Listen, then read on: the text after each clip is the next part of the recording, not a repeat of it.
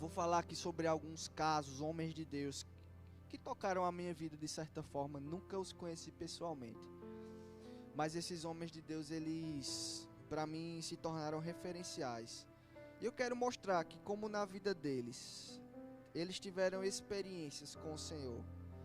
E isso foi um divisor de águas na sua vida. E a primeira declaração de fé que eu quero fazer sobre a tua vida hoje é que o Senhor vai fazer você ter experiências que vão dividir as águas na tua vida, ao ponto de você não se reconhecer mais. Sabe que uma coisa que eu venho batalhado a minha vida toda, eu tenho combatido contra isso a minha vida toda, é o tal do eu sou assim mesmo. Eu odeio não a pessoa, mas o comportamento de quem bate no peito e diz: eu sou assim mesmo. Eu nasci assim e vou morrer assim. Eu odeio esse comportamento, porque essa é talvez a maior mentira de Satanás. Porque Deus te criou para viver de experiências, de glória em glória, de fé em fé, em níveis maiores do que níveis anteriores. Existe uma versão de você que é melhor do que a versão atual. E você está vivendo em Cristo para reconhecer a melhor versão de você mesmo. Você ainda não se conhece. Você ainda não sabe do seu potencial. Você não faz ideia. Porque eu, Senhor, digo: as coisas que eu tenho preparado para o teu respeito nem ainda passaram na tua mente. Nem olhos viram, nem ouvidos ouviram. As tuas expectativas, elas não são nada para aquilo do que eu pensei ao seu respeito. Por mais que você seja um sonhador, Deus já sonhou muito mais do que aquilo que você espera. Esse é o nosso Deus que não nos nivela por baixo. O nosso Deus que sempre nos chama para cima. Sabe, às vezes o para cima não diz respeito a desempenho. Não confunda isso. Não estou falando que você vai ser o maior pregador do mundo. Não estou falando que você vai ser a pessoa que se move mais em cura do mundo. Ah, se fosse. Glória a Deus, se fosse. Desejava por isso. Eu estou falando do Senhor tendo expectativas de intimidade. O melhor filho. A melhor comunhão. A melhor amizade. É isso que Deus tem para nós. Quanto já no momento da ceia viram se ler o texto de 1º ou 2º Romanos 11? Primeiro. Vou confiar, hein? 1º Romanos, capítulo Coríntios. Aí, nem existe 2º Romanos. Era uma pegadinha. 1º Coríntios, capítulo 11, no versículo 23. Paulo diz: porque eu recebi do Senhor o que também vos entreguei, que na noite que foi traído, Jesus tomou o pão, tomou o cálice, tendo dado graça, partiu e disse: não. A gente vai logo para a parte da ceia, mas eu gosto da primeira frase. Ele diz: porque eu recebi do Senhor o que também vos entreguei. O que nós temos recebido do próprio Senhor? Do próprio professor, da fonte. Porque receber de Paulo, tranquilo, tá dito. Receber do pastor Márcio, receber do pastor Mateus, pastor Guilherme, nossa, muito bom, que coisa boa na minha vida. Mas o que eu tenho recebido diretamente do Senhor? Sabe, essa foi uma experiência que marcou Paulo completamente. Por quê? Porque só quem participou do momento da ceia do Senhor foram os 12 apóstolos. Paulo não estava lá. E ele, quando compartilha essa experiência, eu acho, na minha opinião, que aquilo é a carteirinha do apostolado de Paulo. Ele dizendo: sabe, eu não sou um apóstolo do Cordeiro, assim como os outros. Eu não estava lá com eles, com Jesus vivendo. Mas Jesus fez questão de ensinar a mim também. Eu sou um apóstolo de Cristo também. E ele fala isso. O que eu recebi do Senhor, eu não reti para mim. Eu vos entreguei. E essas são as etapas da convocação das experiências de Deus para nossas vidas. Primeiro eu paro em algum ponto para receber do Senhor. E eu não saio de lá. Henrique, eu não saio de lá até eu receber algo do Senhor. Eu me desgasto lá, em Marina, naquela posição, naquele ambiente. Eu sei que muitos de vocês podiam agora voltar um pouco mais. Quem já era adolescente e crente, podiam voltar um pouco mais e lembrar de uma posição de oração. Lembrar de um quarto, né, Lucas? Lembrar de tempos em que só o Senhor importava. E eu queria receber algo dele. E quando eu recebi do Senhor, segunda parte, eu vos entreguei. O que é que você tem compartilhado comigo daquilo que Deus falou para você? A própria interpretação dessa frase, eu recebi do Senhor, não foi ministro nenhum que falou para mim. Foi lendo a palavra, e o Espírito Santo disse, olha, presta atenção nessa frase que tu nunca prestou atenção. E eu sei que cada um de vocês aqui podem ter esse tipo de experiência, se não já tiveram, de serem ensinados pelo próprio Deus. Existe uma riqueza tão poderosa no Senhor e na sua palavra. A palavra diz que nós temos a mente de Cristo. Ora, se eu tenho a mente de Cristo, eu tenho a capacidade intelectual de Jesus. Fracionada, proporcional. Claro que sim, mas eu tenho essa capacidade. Eu tenho a mesma habilidade, proporcional, mas eu tenho essa habilidade de Jesus. Se Jesus sabia nadar, eu também sei nadar. Se Jesus sabia andar sobre as águas, eu também sei andar sobre as águas. Proporcional, sempre. Não vamos nos colocar em nivelamento com o Senhor. Mas Ele nos confiou o seu próprio nome para usarmos. E Ele mesmo prometeu, olha, vocês vão fazer obras maiores do que as minhas. Então vai, filhão. Faz acontecer. E essa habilidade, essa mente de Cristo está em você. Qual era a capacidade de Jesus? Estar diante de fariseus, mestres da lei, e o questionavam. Coisas que, sabe, não tinha resposta, mas tinha já. Como, por exemplo, questionando Jesus sobre a vida e a morte. Com quem ia ficar a mulher que teve 3 maridos, né? Tinha o costume se o irmão mais velho morresse, o mais novo vinha, casava com a viúva. E assim sucessivamente, e eles questionam Jesus. E aí, com quem essa mulher vai ficar? E eles começam a questionar Jesus sobre isso. E aí Jesus, ele tem uma sacada, e ele diz, olha, vocês estão fazendo perguntas como se não existisse vida após a morte, porque esse realmente era o intuito deles, né? Pregar uma peça em Jesus para dizer que não tinha lógica, não tinha vida após a morte. E Jesus pergunta a eles em volta, Deus é Deus de vivo ou Deus de mortos? E aí tem aquele suspense, porque Deus diz na sua palavra que Ele é o Deus de Abraão, de Isaac e de Jacó. Portanto, Deus é Deus de vivo e não de mortos. Esse é o tipo de habilidade que está sobre a minha e a sua vida. Clefson, eu já me deparei com várias situações, grupos de pessoas com questionamentos que eu não sabia lidar. Ei, você tem a mente de Cristo. E experiências vão te impulsionar para viver esses momentos com mais habilidade, com mais sabedoria.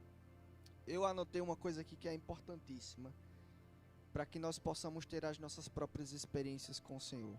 Quem já ouviu alguém falar que era católico, mas que era católico não praticante? Eu acho isso uma das coisas mais engraçadas. do mundo. Sou católico, mas católico não praticante. E às vezes sabe que existe gente na igreja que é crente, mas é crente não praticante. Como é o crente não praticante? É aquele que diz que é salvo, é aquele que diz que Jesus é meu Senhor e Salvador, até que vem no domingo na igreja. Mas quando é necessário uma atitude positiva e correta para demonstrar este Jesus, a pessoa não corresponde. A pessoa, quando sai da igreja no domingo, ela já está pensando, não é na próxima maldade que vai praticar, sabe? Às vezes não é uma intenção errada, mas é pensando, como que eu vou me entreter?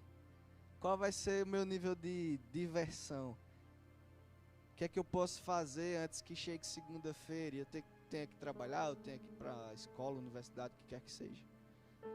Não existe um foco objetivo no que eu posso fazer para Jesus. Como minha vida poderia apontar de verdade para Jesus? Como que a minha vida conseguiria impactar pessoas? Isso não passa, sabe? Na mente, em momento nenhum. Eu vivo a minha vida e eu não planejo Cristo. Eu planejo meus sonhos, eu planejo minha carreira, eu planejo, sei lá, meus negócios, eu planejo tudo. Família, casamento, eu planejo tudo, mas eu não planejo Cristo. Eu não projeto um chamado de Deus, sabe? Esse é o crente não praticante. A palavra diz que um dia, tem um versículo que diz, um dia o Senhor me apareceu dizendo, com amor eterno eu te amei, e com benignidade te atraí a mim. Um dia o Senhor me apareceu. E esse dia mudou tudo, porque Ele falou amor para mim. Ele falou de amor. Ele me amou. Ele me atraiu a Ele. E depois desse dia, tudo mudou. E é por isso que o profeta fala, um dia o Senhor me apareceu, gente. Dali para trás, acabou. O apóstolo Paulo vai dizer, as coisas velhas ficaram para trás, eis que tudo se fez novo. Sabe que frase era essa, Deise, de Paulo? Era assim, ele era um assassino antes de se converter.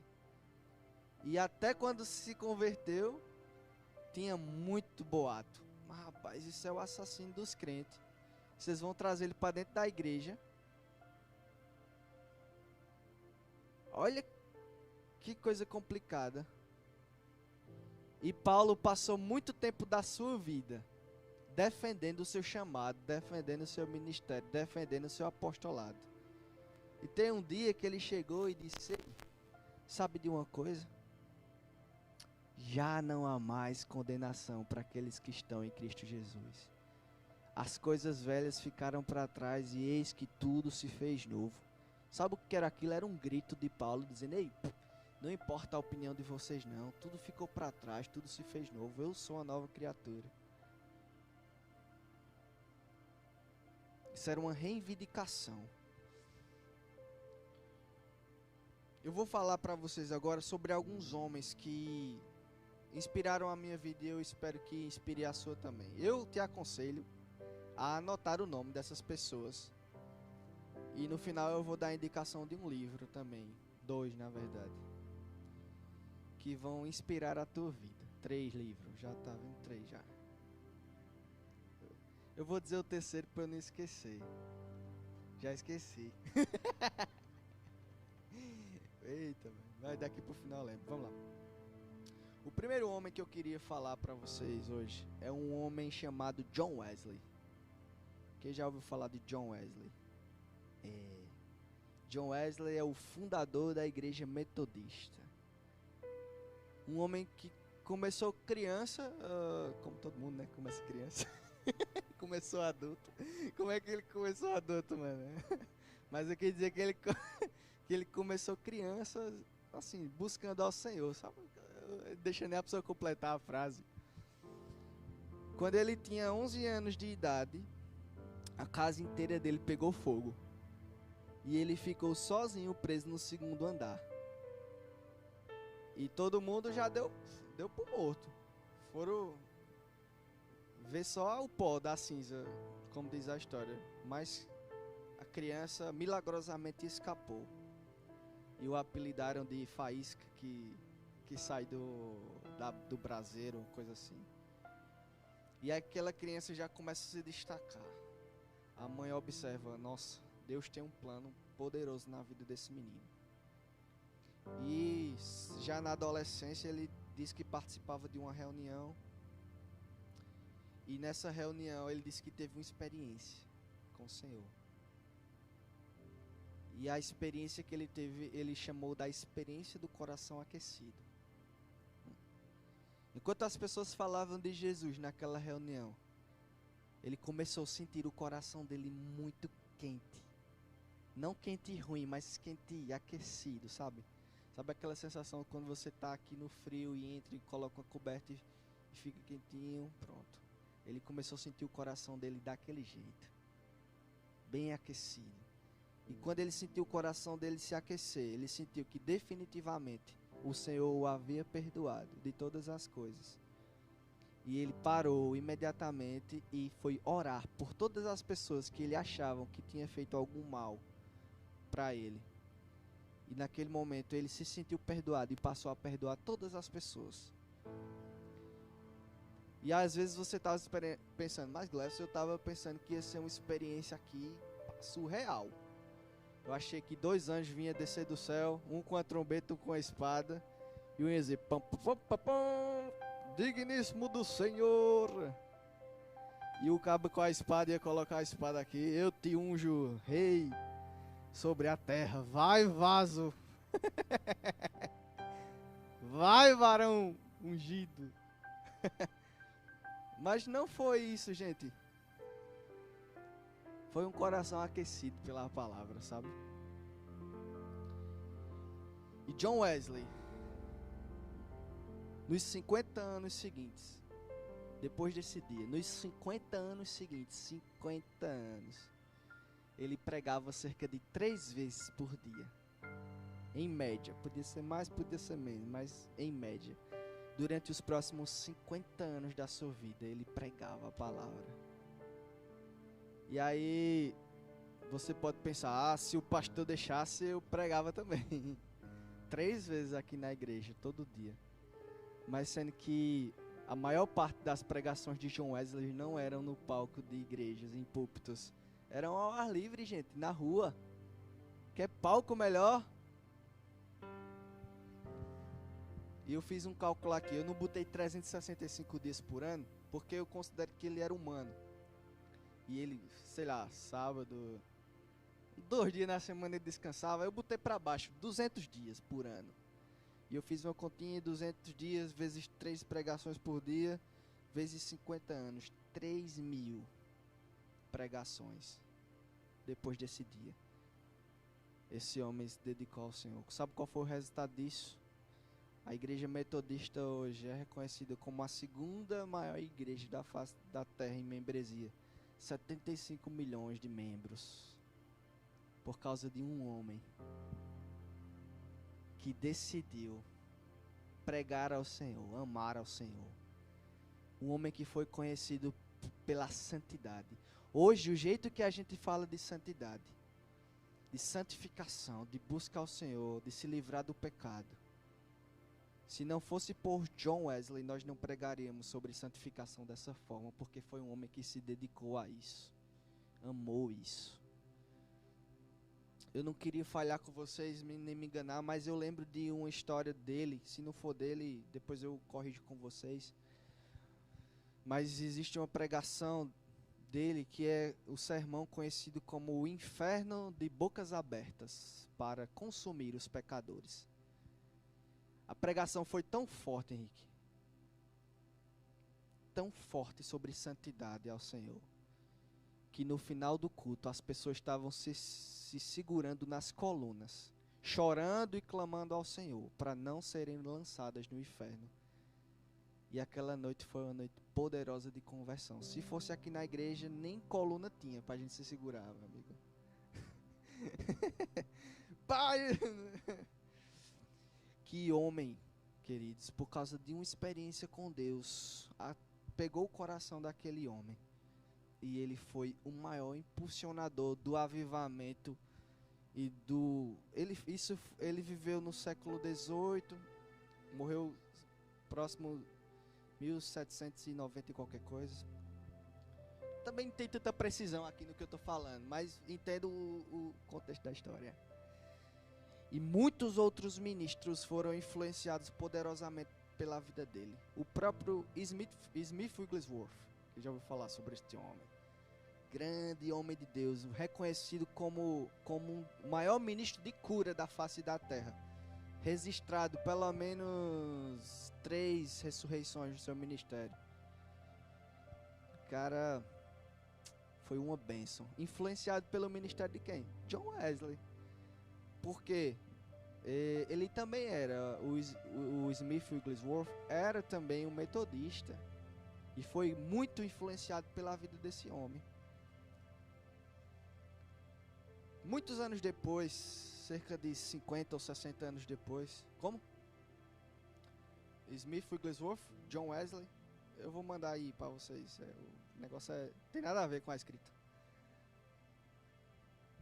Muitos anos depois, sei lá, 50, 60 anos depois, um professor do colégio levou uma turma de alunos para conhecer a casa e o ambiente que John Wesley viveu. A família de John Wesley, o quarto dele e tal. E nesse tour, uma das coisas mais impressionantes é o próprio quarto do John Wesley.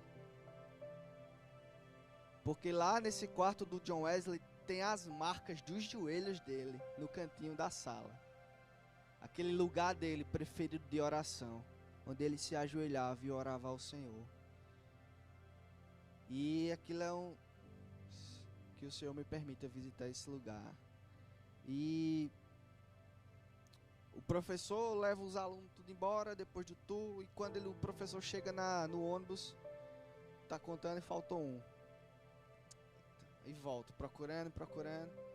E quando o professor chega devagarinho no quarto, tem um menino ajoelhado no quarto, na mesma posição, com os joelhos lá onde ficavam os joelhos de John Wesley em oração. E o menino estava dizendo: Senhor, faz mais uma vez, faz de novo. E o professor diz: Billy Graham, vamos embora. E Billy Graham se tornou o maior evangelista que a face da terra já conheceu. Porque ele estava clamando: Senhor, faz de novo. Eu quero ter uma experiência contigo, sabe, Deus? Eu não quero ser só mais um. Faz de novo. Billy Graham foi tão proeminente, tão importante nos Estados Unidos, que ele foi conselheiro de pelo menos 5 presidentes dos Estados Unidos. Ninguém teve uma honraria maior entre os ministros do Evangelho. Tão cotado, tão importante ao ponto das pessoas chegarem para ele e pedirem para ele se candidatar à presidência dos Estados Unidos com probabilidade de vitória altíssima. Mas Billy Graham reconhecia e ele disse: por que eu me rebaixaria a um cargo como presidente dos Estados Unidos se eu sou embaixador do céu? Um homem que reconhecia quem ele era. Os canais e livros, coisas que o Billy Graham escreveu, alcançaram 2,2 bilhões de pessoas. Nós não estamos mais falando da casa dos milhões aqui. Nós estamos na casa dos bi. Na época, 1/3 da terra. Hoje nós já temos 7, quase 8, sei lá. Mas na época só tínhamos 5, chegando em 6 bilhões de pessoas na terra. E o homem tinha alcançado 2,2 bilhões. Eu tenho um dado aqui sobre a vida dele. Diz que a partir de 1993, mais de 2,5 milhões de pessoas tinham dado um passo à frente em suas cruzadas para receber Jesus Cristo. 2,5 milhões de pessoas receberam Jesus registrados. Não é tipo, eu estava numa cruzada e, sei lá, ou sei quantas milhões de pessoas se converteram. Não, registro, nome e telefone. E a partir de 2008, como eu disse, a audiência da Graham's Lifetime, que era a rádio e televisão dele, superou 2,2 bilhões. Existia um homem também que foi muito influenciado pela vida do Billy Graham, que foi o Reinhard Bonk, o maior ministro de cruzadas na África. Suas cruzadas e cultos na África eram para mais de 1 milhão de pessoas. E se tem registro de uma noite só, 800 mil pessoas aceitarem Jesus Cristo como seu Salvador da sua vida. Homens que influenciam outros homens. Mulheres que influenciam outras mulheres. Eu não falei de nenhuma mulher ainda. Kathryn Kuhlman. Pesquisa a vida dessa mulher. Tem vídeo no YouTube dela. Ministração dela em Las Vegas, a cidade do pecado. Ninguém queria ir lá. Ministro nenhum queria ir lá.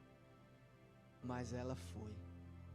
Ela diz, eu vou, porque onde a luz está, trevas não prevalecem. E ela vai a Las Vegas. Quando ela entra nos hotéis, nas coisas, fica tão lotado as igrejas que era impossível ela sair pela frente. O próprio Benny Hinn, que foi grande influenciado pela vida de Kathryn Kuhlman, conta que tentava chegar em um dos cultos dela em Toronto. E ele correu às 5 horas da manhã para ver se pegava lugar na igreja. E disse que já tava um quebra-quebra para ver quem entrava e sentava no primeiro lugar para escutar aquela mulher, a mulher cheia de unção. Nunca mais eu vi isso. Como ela chegava nos lugares, era tão lotada, ela não conseguia voltar pela frente. Certo dia ela foi pregar num hotel de Las Vegas. Na volta não dava para ela sair pela frente. Então disseram, olha, tem uma saída pela cozinha. Aquela mulher era tão cheia do Espírito Santo que criava uma aura, a presença do Senhor era tão forte. Quando ela passou na cozinha do hotel, todos os cozinheiros e ajudantes da cozinha foram ao chão por causa da unção, sem pregação, sem nada, só andando. Passou por eles, todos caíram. Essa mulher, certo dia estava pregando, isso virou notícia no jornal. E ela foi profetizar e apontou para frente. No que ela apontou para frente, ela teve uma experiência com Deus, que ela foi arrebatada do seu corpo, assim, a consciência. E o corpo dela ficou paralisado naquela posição durante 3 longos dias. E ela lá.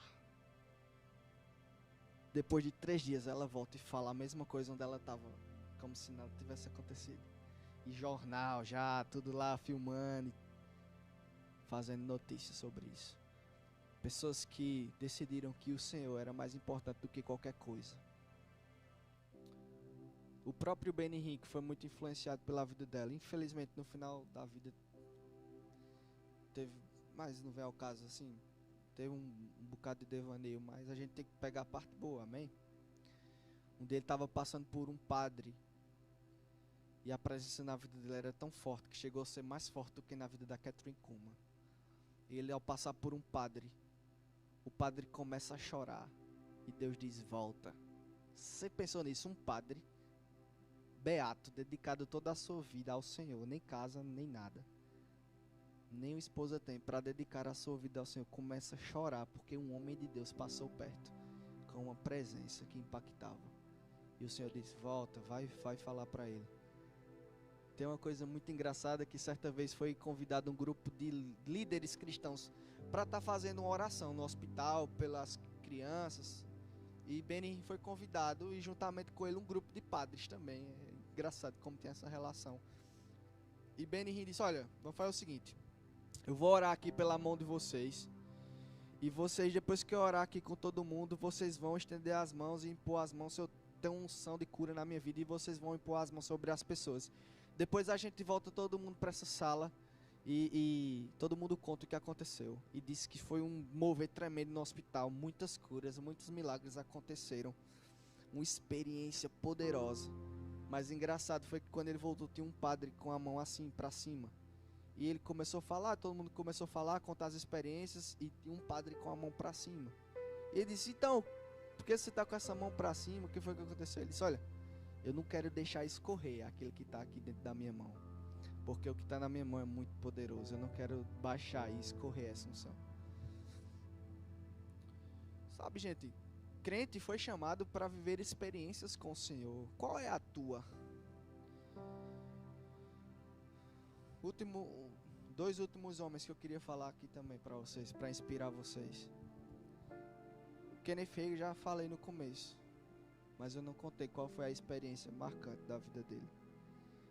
Quando ele tinha 11, 12 anos, foi diagnosticado com uma doença incurável no sangue. O coração já não circulava bem aquele sangue, uma doença degenerativa, incurável. Estava destinado à morte. Ele é alto, né? E já era alto, já adolescente. E ele tinha tipo 1,70, 1,80 de altura, mas com 40 quilos. Então era aquela coisa deplorável. E ele só sabia de Marcos 11:23. Era o texto que ele sabia. E só com um texto ele começou a declarar: se tiveres fé. Como é que é, Marcos 11:23? Como é, gente? Qualquer que disser esse monte, ergue-te e lança-te no mar, e não duvidar no seu coração, e crê que se fará aquilo que diz, assim será feito. Obrigado, viu, pela introdução. Isso ele tinha. Então ele diz, olha, se eu crer. E ele começa a falar isso, e começa a crer. E teve um dia que o Senhor falou algo para ele, olha, o que fazem os garotos da sua idade que são saudáveis? Eles estão deitados em cima de uma cama? E ele disse não. Ele disse então, vamos olhar o óbvio. Se os garotos de 11 anos, 12 anos da sua idade, que estão saudáveis, não estão aí na cama, estão brincando, o que você está fazendo deitado? Então o Senhor desafiou ele. Ele disse, realmente, vou me levantar. E pronto. Quando ele decidiu se levantar, sentiu toda a sua força sendo regenerada, suas pernas sendo regeneradas. Existem muito mais detalhes nesse testemunho, mas foi essa experiência que mudou completamente a vida dele. E Deus chamou ele para uma coisa: pregue fé. Fé ao meu povo. E foi outro que hoje temos essa igreja que estamos aqui por causa dele, porque você poderia estar em outra igreja, tudo bem, mas temos que ser gratos também pelo privilégio de viver da mesma unção, dos líderes que vieram por consequência disso. O próprio irmão Bud foi para o Brasil com uma palavra também: vai pregar fé ao meu povo no Brasil. Era só isso que ele tinha. E vocês percebem que eu estou cantando aqui as experiências desses homens e não teve nada de absurdo. Ô Jéssica, foi só pessoas que decidiram crer. E depois sim, tiveram muitas experiências agradáveis com o Senhor. Mas o mais importante é crer.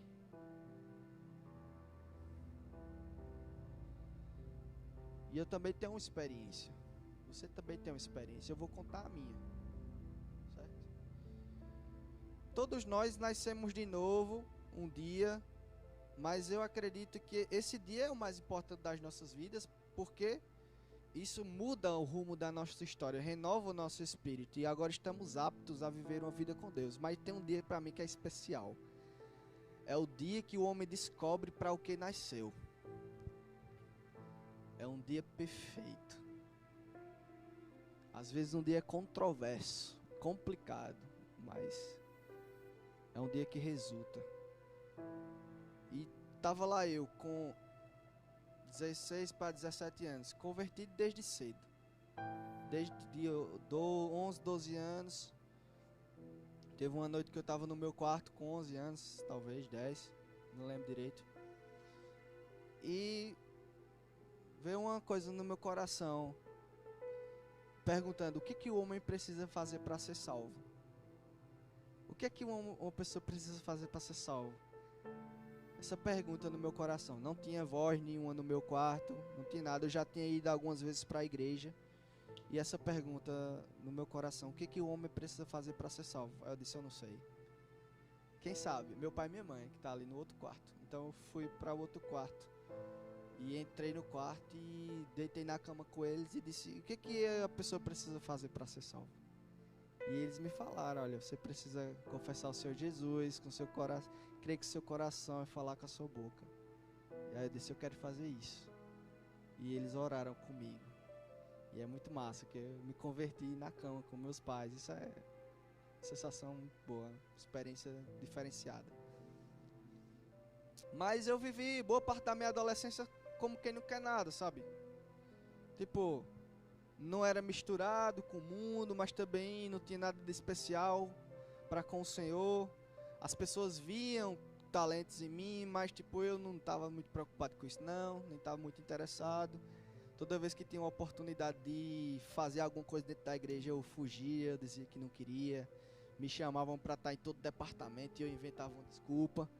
As salas lá das crianças até chegar na adolescência eram tipo de 2 em 2 anos. De 7 a 9, 9 a 12, era assim, 2 em 2 anos. Então qual era a minha desculpa? Quando eu chegava lá, demorava um tempo até as pessoas notarem e comecei a querer que você trabalhe e faça alguma coisa na igreja. Aí a minha estratégia era: não, daqui um ano eu já vou sair, daqui 6 meses eu vou sair daqui do departamento, é melhor eu começar a servir no próximo. Aí teve um que eu não escapei, né? Foi o departamento de adolescentes, que já era mais longo o tempo de estar lá. Foi muito interessante. Mas eu sempre fugia de qualquer coisa assim. Mas com 16, 17 anos, eu comecei a ler um livro do irmão Reagan. Amor, o Caminho para a Vitória. Meu primeiro livro.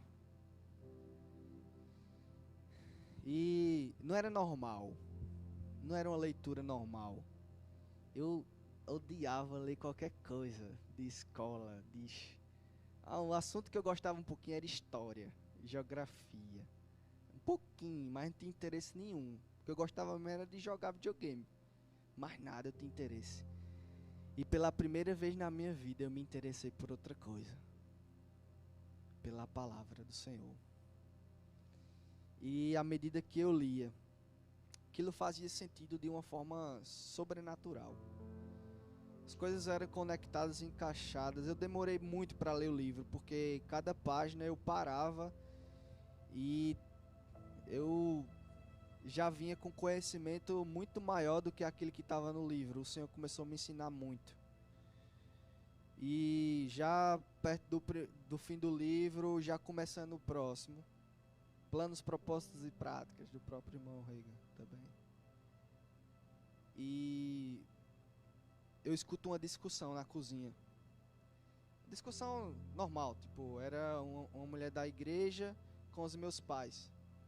E eles estavam debatendo sobre relacionamento dentro da igreja. O que eu devo perdoar ou não. Se eu faço isso ou não. Como é que deve ser meu comportamento. E eu vi que eles não estavam acertando, sabe? Tinha um pensamento de tipo: não, depende, só perdoa se. E o Senhor falou comigo também, mais uma vez no meu coração: ei, tu é o que vai lá agora, com um moleque, no meio dos adultos agora. Tu é o que vai lá e vai resolver a questão. Tô doido? Vou nada? Aí eu abri a porta, shortzinho de jogar bola, bem maguinho, só tinha cabelo, nariz e canela. Então saí do meu quarto assim: e aí, vocês estão falando de quê? Aí eu disse: olha, isso não é assim não. O perdão é de tal forma. E todo mundo parou assim: como assim perdão é de tal forma? Não, isso não tem lógica não, não sei o que. Aí eu: Bíblia, versículo, tumba, tumba, tumba. Aí todo mundo se calou e disse: você tá certo. E o Senhor falou pra mim: isso é o seu principal chamado que eu tenho pra sua vida.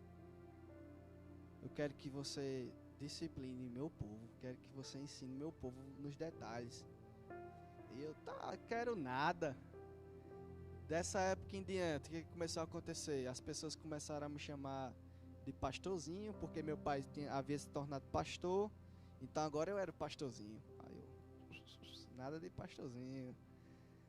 E isso foi enrolando durante uns anos, aí eu não queria. Me chamaram para ministrar num culto de adolescentes, aí eu, pá, não dá certo esse negócio, mas a pessoa acaba indo, né? Porque tem uma palavra que alguém te disse um dia: quando o Senhor te der uma oportunidade, não despreze as oportunidades. Aí eu caí nessa, beleza. Não queria, o culto foi uma bênção. Foi, e eu comecei a entender, tem nada a ver comigo, é porque Deus quer me usar nisso. Mais um conflito muito grande no meu coração. E aí, outra vez eu li outro livro. Os livros são divisores na minha vida. Bom Dia Espírito Santo, do Benny Hinn. Bom demais. E esse livro ensina sobre intimidade e comunhão com o Espírito Santo, a nível pessoal. Aí eu disse, eu quero. Vamos ver. E o Benny Hinn começa a contar todas as experiências da vida dele. Eu disse, eu quero também. Quero ver como é. E eu comecei por uma busca frenética de uma experiência com Deus. Uma experiência forte. Não, eu quero ver pelo menos um anjo. No mínimo um anjozinho, os cabelinhos de dourado. Menos que isso eu não aceito. Mas Deus não lida comigo assim. E eu buscando experiência. Nossa, velho, nesse tempo, eu li o livro em uma madrugada. Só pá, uma madrugada só foi ele. Eu disse agora. E eu passei a orar 2 horas antes de acordar e na hora de dormir não tinha limite de oração. Era infinito. Eu vou ver, pelo menos uma nuvem que seja, eu quero ver. E nada. Sabe o que é nada? Parece que fica pior. E eu disse, caramba, já passou por isso? É. Só chega a ficar com a boca seca. Nada vem. E aí tava rolando um JPN. Quem gosta de JPN? Pronto. Eu lembro dos primeiros, eu tava lá já. E eu fui pro JPN, eu digo, vamos ver, né? Que lá tem uns jovens, tem umas correrias, tem umas unção, tem tem umas pregação, tem uns, tem voadora, cadeira vai, cadeira vem, eu digo, acho que é lá. E lá tô eu, intenção, dedicado. Mano, com todo mundo na igreja acontecia alguma coisa. Eu vi o pessoal chorando, bolando, babando, correndo. Tu tava babando, não era Marina lá, eu lembro. Brincando, não sei não. Só conheci ela aqui. Tremendo. Muita coisa boa de Deus acontecendo, cura. E eu parecia uma pedra de gelo. E eu, Deus, olha eu aqui, Deus, e eu. Teve uma hora que eu não aguentei, Henrique, sentei lá e disse, não. Oxi, acho que pra mim é tudo diferente. E aí sentou uma pessoa do meu lado, eu disse, é agora. Agora vai ter uma palavra, vai ter um fogo aqui. Só que o fogo era outra coisa que a menina queria. Aí começou a puxar uns assuntos nada a ver. Mano, não olhei nem pra cara, eu disse, ó, licença. Licença que eu tô aqui querendo Jesus. Bichinho, nem fui nem educado. Enfim, nada, mano. Acabou o JPN, minha frustração só aumentava. Eu vou mais não, vou orar mais não. Ô Deus, eu não vou orar mais não. Só essa semana, se não acontecer nada. E eu irritado, chateado. E já nisso, já não fazia parte da igreja sede, já fazia parte de uma igreja menor na mesma cidade, Verbo da Vida também. Lá no Jeremias, onde eu conheci Joyce. E aí, eu descendo pra igreja e eu tava relutante. Caramba, eu sou tão bom. Ó mesmo, uma viagem. Eu sou tão bom. Eu oro tanto. Eu busco tanto a Deus. A palavra na minha igreja tá tão fraquinha. Olha o pensamento, tudo bagunçado. E eu ia a pé, né? Porque era pertinho da minha casa. E na ladeira, na descida pra lá, pra igreja. Já fui atrasado, já não tô curtindo Deus. Saí da igreja, Deus, desse jeito. Mas a intenção era boa, eu queria uma experiência com o Senhor. E Deus estava preparando algo para mim. E no que eu descia, de novo, eu escuto uma voz no meu coração. E essa foi forte. Lembra que eu disse que experiências, elas levam você para outro nível de responsabilidade? Vida de oração, dedicação, te levam para outro nível de responsabilidade. E a voz que eu escutei naquele dia, no meu coração, tinha um tom diferente de tudo que eu já tinha ouvido na vida sobre Deus. Daquele dia em diante, eu nunca mais eu vi Deus falando comigo como se estivesse falando com um filhote. Não. Oh, que coisa bonita. Deus nunca mais falou comigo assim. Deus tinha um tom diferente. E ele disse basicamente: ei, baixa a bola. O que eu tenho para acrescentar na tua vida, eu vou te dar. Enquanto aos demais, as outras pessoas da sua igreja, seus amigos, eu quero que você os ajude. Quero que você baixe o nível, fique com eles, ajude-os. E o que você precisar mais, eu vou te acrescentar na tua casa, no secreto, não se preocupe. E aquilo foi, cara, foi forte. Eu já cheguei meio abalado na igreja, né? Já cheguei meio desconfiado assim, e aí, o que vai rolar? Gente, um louvor comum, um dia comum, os irmãos, os mesmos irmãos, os mesmos instrumentos, tudo num culto comum. Mas naquele dia tudo foi diferente.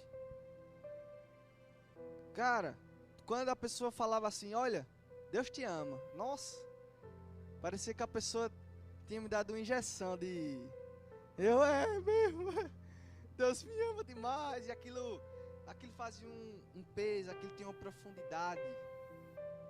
Cada vez que qualquer palavra simples era lançada, Deus é bom, e eu mesmo, Deus é muito bom mesmo. E aquilo enchia meu coração de uma forma incrível. E eu comecei a sentir como se fosse sensação de choque, vibrando no todo o meu corpo. Eu ajoelhei naquele dia, coloquei meus punhos no chão, eu lembro como hoje. Era um chão de cimento, nem era, tinha cerâmica não, era cimento bruto mesmo. Botei meus punhos lá no chão, parecia que eu pesava uns 2.000 quilos. Tava muito intenso aquilo.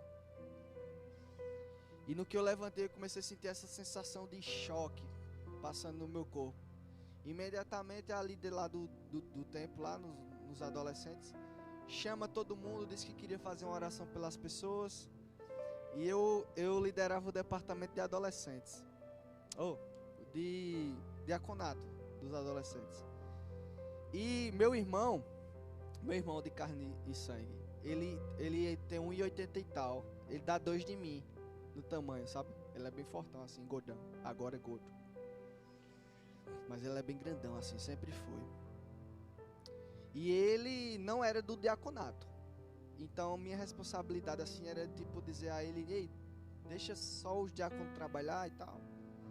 Aí eu cheguei nele, com isso tudo acontecendo, essa sensação no meu corpo. Eu cheguei pra ele e botei a mão no ombro dele assim e disse: ei, obrigado aí, mas deixa só o pessoal dos diaconatos trabalhar. Aí ele disse, saiu meio desconfiado de perto de mim, tá certo. Saiu meio estranho.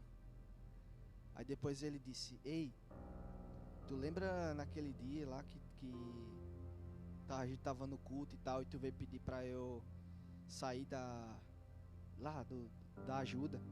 Mano, quando tu botou a mão no meu ombro, parecia que tinha subido uma geladeira nas minhas costas.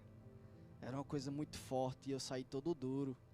Eu saí assim, tá certo, mas era porque era como se eu estivesse levando um choque. Quantos já levaram um choque e fica tipo meio preso, dá um peso assim no choque? E ele disse que sentia essa sensação, eu nem sabia. Depois eu fiquei na minha e a pessoa disse, ia ministrar, disse: olha, eu não vou ministrar não. Acho que tem alguma coisa aqui que vai acontecer, não sei o que é. Aí olhou pra mim e disse: você não tem nada pra falar não? Aí eu peguei e disse: acho que eu tenho. E eu fui assim à frente e disse: olha, quem quiser receber o dom do Espírito Santo hoje, pode vir aqui. E algumas meninas foram receber esse dom. Gente, eu nunca vi aquilo na minha vida, pessoas recebendo o Espírito Santo daquela maneira. Existe uma abordagem que se recebe o Espírito Santo de maneira mais comum e tal. Mas naquele dia, quando as pessoas falavam em línguas que estavam recebendo, uma língua que não parecia com língua nenhuma, não parecia com sílaba nenhuma que a pessoa conhece. Sei lá, era estranho. Foi muito interessante. Eu sei que todas as pessoas que foram à frente receberam o Espírito Santo instantaneamente. Eu nunca tinha visto ninguém cair com a imposição das minhas mãos, e desse dia já caiu todo mundo. E teve uma das meninas que até hoje, se eu mandar mensagem para ela, ela lembra disso e fala desse dia, que recebeu o Espírito Santo, caiu, começou a rir e chorar e não conseguiu andar mais, ir para casa, e ela foi carregada da igreja até em casa nos braços, porque ela não conseguia reagir, e passou a noite assim lá. E depois desse dia eu disse: meu Deus, que poder, que bênção, que coisa que está disponível, sabe? E é só a gente aproveitar. Existe mais do Senhor para nós. E eu fiquei impressionado. Eu só vi isso acontecer de novo mais umas 2 vezes, eu acho, na minha vida, enquanto eu estava orando. Foi uma vez que parece que quanto maior for o camarada, melhor, sabe?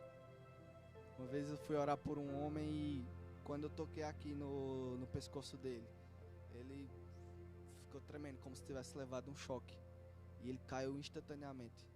Ele é, sei lá, quase 2 metros de altura.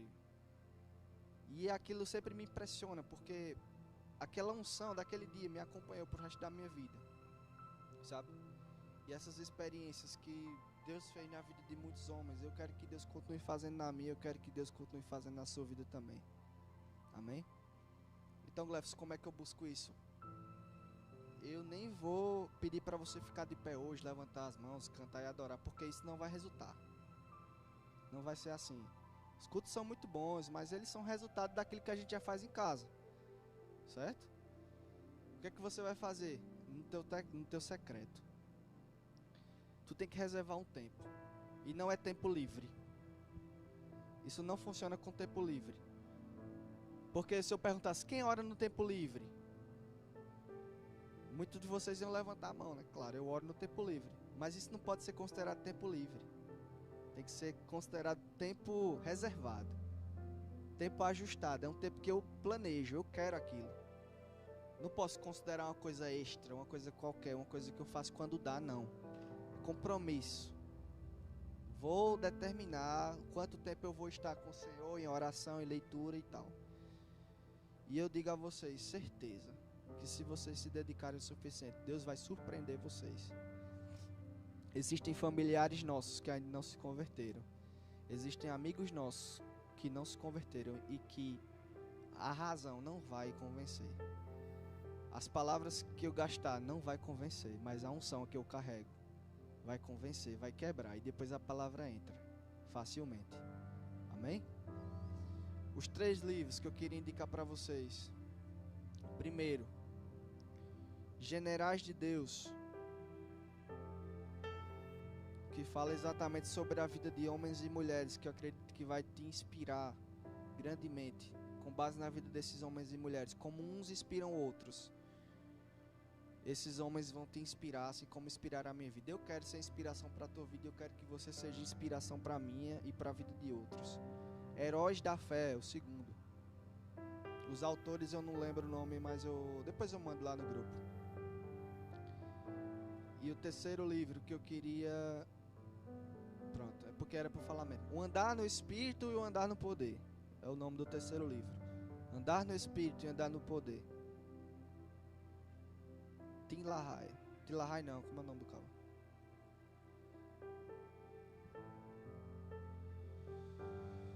O Andar no Espírito. Amém. Mas é. O Andar no Espírito. Dave Robertson, exato. É isso. Ele é um ministro norte-americano e teve maior parte do seu ministério no Brasil. Influenciado pelo irmão Reagan, pelo irmão Telly Osborne, e influenciou um homem de Deus que nós conhecemos muito, Luciano Subirá, quem conhece? Inspirado na vida do Dave Robertson. Então, gente, A gente está aqui para inspirar uns aos outros, amém? Nossas experiências não são para nós mesmos, porque eu recebi do Senhor o que também vos entreguei, amém? Então eu recebo e eu entrego. Glória a Deus. Curva a tua cabeça e vamos orar. Ô Pai, muito obrigado, Senhor, porque aqui estão os teus filhos, aqui estão jovens desejosos por você, assim eu creio, Pai. E em nome de Jesus eu declaro o Espírito Santo, você correndo agora nos corações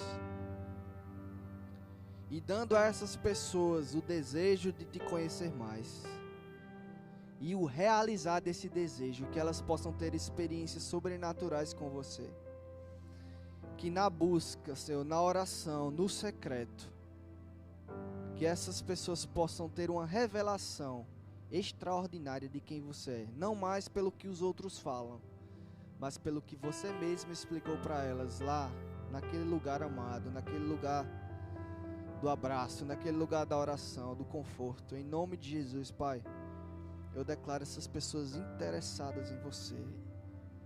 E a sua palavra diz que se dermos um passo na sua direção, você dá outro passo na nossa direção. E estaremos cada vez mais próximos, mais perto, mais íntimos, Pai. E é isso que eu desejo. Que a maturidade, Senhor, na vida desses jovens cheguem nas duas áreas, na doutrina e no espírito, nas experiências com você, Pai. Que as coisas se completem, que se encaixem em nome de Jesus. Amém. Glória a Deus. Chega aí, mano. Vou deixar você